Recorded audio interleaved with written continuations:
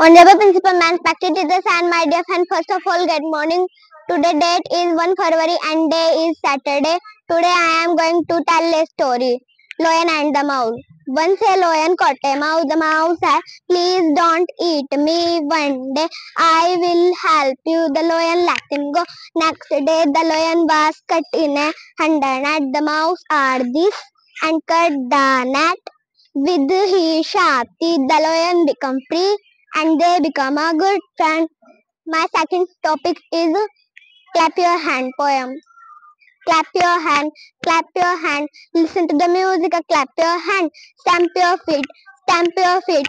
Listen to the music, stamp your feet.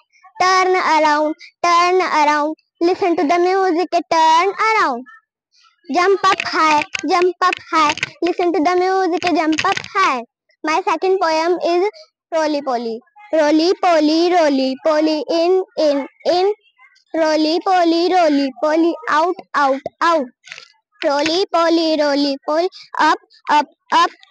Roly poly, down, down. Roly poly, slow. Roly poly, fast.